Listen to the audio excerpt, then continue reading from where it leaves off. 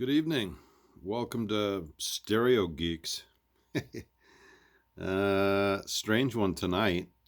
Kenwood KA-92B integrated amplifier from the 80s. 100 watts a channel. It's a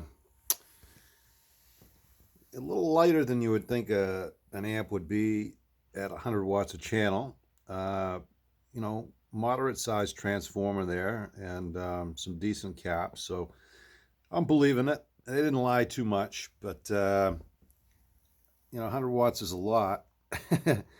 But I think that this is a pretty good solid amp from the 80s. And honestly, Kenwood had a series, and I was never really into Kenwood.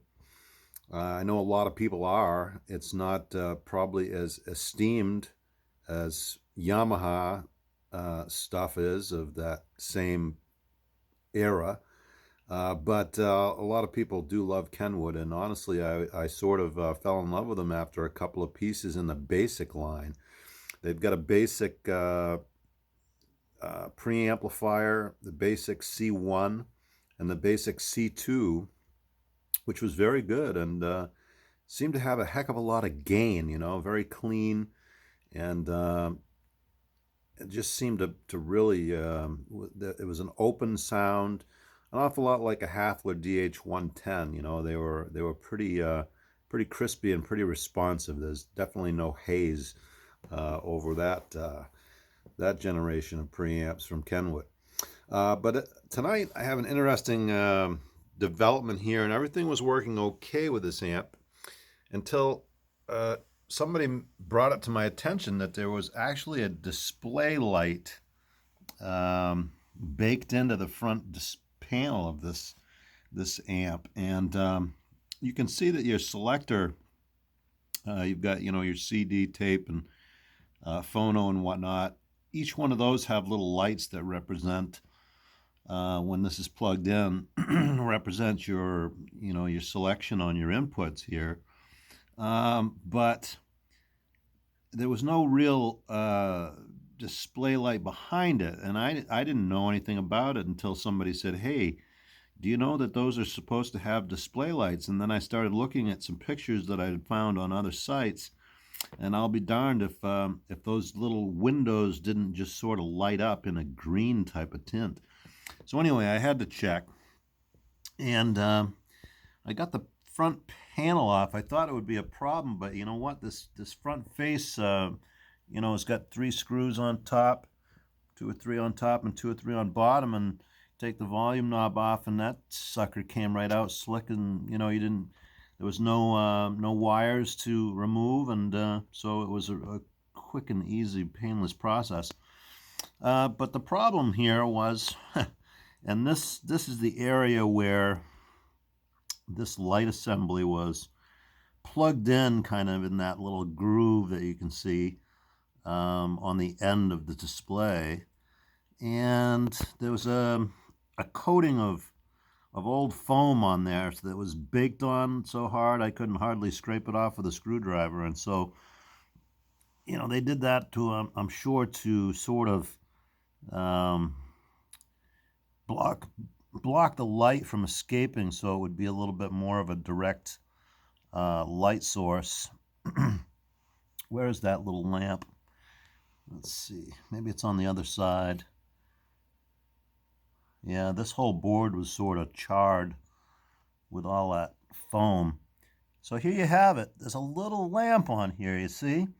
And when that fits down in this groove, if the light's working, you can kind of see a little bit of a red tint on the end of that display glass. Well, inside, if I can get the right angle, there's a green one in there too. There you see, start to see that green a little bit. So anyway, there's a bit of a filter on the end of that glass that will send that red and green light where it needs to go. But the problem was, this light bulb was burnt out, and looking at that, it's a bit of a tough one to find. And so, this is where you run into issues, is finding replacement parts for these types of things. And So,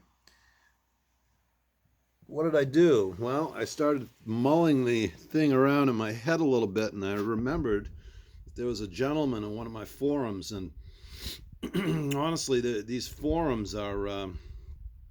I'm just going to switch. No, that's okay. These forums are very helpful when it comes to a network of information that there's dozens or hundreds of people even that share the same hobby, and God bless them for starting a forum that we could all connect. Because a long time ago, there was a gentleman that seemed to be the go-to dude on lamps, and his name is David Wojnarowski, and I'm not sure if I'm quite pronouncing that possibly there's a silent J there, a silent N, who knows? But he really is the go-to guy for strange lamps like this. So I put up a feeler on the forum, Audio Karma, and that's one of my favorite forums. And he's been a member there for a long time. And I said, "Oh, hey, is David still kicking around? It's been probably 10 years since I've had to use his services, but I remember last time he took care of me on a tough fuse bulb situation in an old Marantz or whatnot."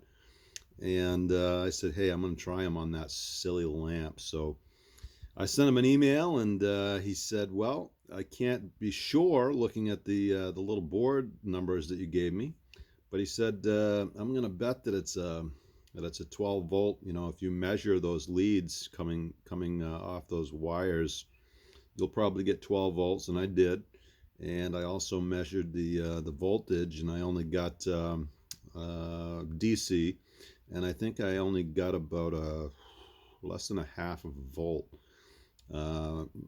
Might have even been one of those 0.04 situations. So anyway, I didn't quite know what that meant, but he did. So he sent me a package, and it came today, and there it is.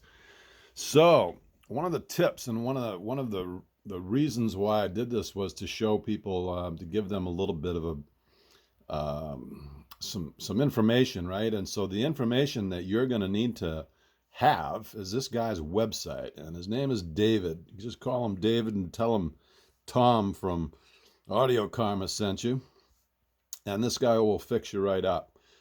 He's got a website. You can contact him. You can pay him. I believe I paid him with Venmo this time. So he's got alternative methods of payment, and he's just one of those guys that seems to have the answers.